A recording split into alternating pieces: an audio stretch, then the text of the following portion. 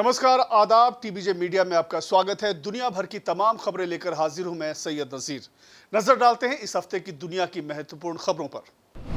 Kuwait के अल Mangaf इलाके में 12 जून 2024 को आग ने कहर बरपाया, जिसमें कम से कम 45 लोगों की जान चली गई। इस दर्दनाक घटना में कई लोग घायल हो गए, जिनका अस्पताल में इलाज किया जा रहा है। भीषण अग्निकांड में मारे गए 45 भारतीयों के शव लेकर वायुसेना का विशेष विमान शुक्रवार को कोच्चि में लैंड किया। आपको बता दें कि आग इमारत की ऊपरी मंजिल पर लगी और देखते ही देखते पूरी इमारत में फैल गई। शुरुआती जांच में आग की वजह शॉर्ट सर्किट बताया जा रहा है। घटना के समय इमारत में ज्यादातर लोग सो रहे थे, जिससे कई लोग आग की चपेट में आ गए। कई लोगों ने खिड़कियों से कूदकर अपनी जान बचाने की कोशिश की, लेकिन बहुत से लोग इस भीषण अग्निकांड में सफल नहीं हो पाए। इस हादसे में घायल लोगों को तुरंत नजदीकी अस्पताल में भर्ती कराया गया, जहां कुछ की हालत गंभीर बताई जा रही है। कुवैत के प्रधानमंत्री और स्वास्थ्य मंत्री ने तुरंत घटनास्थल का दौरा किया और पीड़ितों के परिवारों से मुलाकात की। उन्होंने प्रभावित परिवारों को हर संभव मदद देने का आश्वासन दिया। कुवैत के अमीर ने भी पीड़ितों के परिवार के लिए नकद सहायता देने की घोषणा की। इस घटना से कुवैत में रहने वाले प्रवासी समुदाय में शोक की लहर दौड़ गई है। भारतीय दूतावास ने भी घटना पर दुख व्यक्त करते हुए पीड़ित परिवारों को हर संभव मदद देने का आश्वासन दिया। अधिकारियों ने घटना की जांच शुरू कर दी है और भविष्य में ऐसी घटनाओं को रोकने के लिए जरूरी कदम उठाने का वादा किया है। G7 देशों का 50वां शिखर सम्मेलन 13 जून से इटली के अपुलिया के फसानो शहर के बोर्गो एग्राजिया में शुरू हुआ, जिसमें Canada, France, Germany, Italy, Japan, UK और अमेरिका के नेताओं के साथ साथ यूरोपीय संघ का प्रतिनिधित्व भी शामिल है। प्रधानमंत्री नरेंद्र मोदी भी इस सम्मेलन में हिस्सा लेने के लिए इटली पहुंच गए हैं। उन्होंने कहा कि हम भारत इटली रणनीतिक साझेदारी को मजबूत करने और हिंद, प्रशांत और भूमध्य सागरीय क्षेत्रों में सहयोग बढ़ाने के लिए प्रतिबद्ध हैं। पोप फ्रांसिस G7 समिट को संबोधित करने वाले पहले पोप होंगे। G7 समिट एजेंडे में रूस यूक्रेन संघर्ष, मध्य पूर्व के मुद्दे, जलवायु और ऊर्जा संबंध, माइग्रेशन, खाद्य सुरक्षा और आर्टिफिशियल इंटेलिजेंस का सदुपयोग भी शामिल है। इटली की प्रधानमंत्री जॉर्जिया मेलोनी ने नवंबर 2023 में घोषणा की थी कि फसानो में G7 का मुख्यालय होगा। वहीं प्रधानमंत्री नरेंद्र मोदी के इटली दौरे से ठीक पहले खालिस्तान समर्थकों ने वहां पर महात्मा गांधी की मूर्ति को तोड़ दिया। उन्होंने मूर्ति के नीचे मृतक हरदीप सिंह निज्जर का नाम भी लिख दिया। अधिकारियों ने कहा कि मामले की जानकारी मिलने के बाद उन्होंने मूर्ति पर लिखे नाम को हटा दिया और सफाई कर दी गई है। भारत ने इस घटना पर कड़ा विरोध जताया है। मीडिया रिपोर्ट्स के मुताबिक पीएम मोदी इटली में मूर्ति का उद्घाटन करने वाले थे। ऐसे में प्रतिमा के साथ छेड़छाड़ को सुरक्षा में बड़ी चूक माना जा रहा है। इटली में इस घटना के दोषियों को पहचानने और उन पर कार्रवाई की प्रक्रिया शुरू कर दी गई है। मूर्ति को नुकसान पहुंचाने की घटना को पुलिस काफी गंभीरता से ले रही है। G7 समिट से पहले इटली की संसद में जमकर हंगामा हुआ। सांसदों के बीच हाथापाई हुई, जिसमें कई सांसदों को चोटें आई हैं। कई सांसदों को व्हीलचेयर पर ले जाना पड़ा। संसद में विवाद तब शुरू हुआ जब 5 स्टार मूवमेंट के डिप्टी लियोनार्डो डोनो ने स्वायत्ता समर्थक उत्तरी लीग के मंत्री रोबर्टो कॉल्डेरो के गले में इटालवी झंडा बांधने की कोशिश कर रहे थे। डोनो ने स्वायत्ता देने की योजना का विरोध करते हुए ऐसा करने की कोशिश की थी। संसद में हुई इस घटना पर मीडिया समेत कई वर्गों ने इटली की एकता को कमजोर करने वाला बताया। इस घटना के बाद उत्तरी लीग के दूसरे डिप्टी यानी मंत्री डोनो पर हमला करने के लिए उठ खड़े हुए और लगभग 20 लोगों ने उनके साथ हाथापाई शुरू कर दी। मिडिल ईस्ट में इजराइल और हमास के बीच चल रही जंग अब फैलती दिख रही है। इजराइल और हिजबुल्लाह भी अब आमने सामने आ गए हैं। दोनों में एक बड़े युद्ध की आशंका जताई जा रही है। इसी बीच हिजबुल्लाह ने कहा कि उसने कई इजरायली सैन्य ठिकानों को निशाना बनाते हुए एक बड़ा ड्रोन और रॉकेट हमला किया है। हिजबुल्लाह के मुताबिक इजराइल और हमास युद्ध के बाद ये उसका सबसे बड़ा हमला था। हिजबुल्लाह ईरान से जुड़ा सैन्य समूह है। हमला गुरुवार को हुआ। इससे पहले हिजबुल्लाह ने बुधवार को 200 रॉकेट के जरिए हमला बोला था।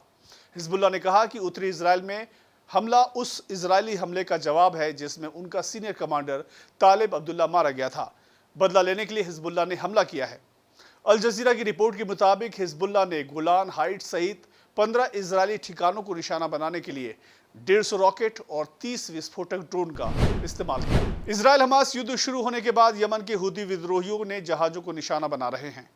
अमेरिका, ब्रिटेन समेत कई देश खुले शब्दों में चेतावनी दे चुके हैं, लेकिन हुती अपनी हरकत से बाज नहीं आ रहे। एक बार फिर विद्रोहियों ने अदन की खाड़ी में 2 क्रूज मिसाइलों से हमला कर एक मालवाहक जहाज को क्षतिग्रस्त कर दिया। इस हमले में एक नाविक गंभीर रूप से घायल हो गया। हालांकि अमेरिकी सेना ने उसे सुरक्षित बचा लिया। बता दें, गजा में हो रहे इजरायल हमलों से मध्य पूर्व बौखलाया हुआ है। मध्यपूर्व गजा में हो रहे हमलों का कारण अमेरिका को मानता है। इस वजह से हूथी विद्रोहियों पिछले 7 नवंबर से अदन की खाड़ी और लाल सागर में व्यापारिक जहाजों को निशाना बना रहे हैं। साथ ही कभी ईरान तो कभी जॉर्डन तो कभी सीरिया में अमेरिकी सेना और अमेरिकी प्रतिष्ठानों पर हमले हो रहे हैं।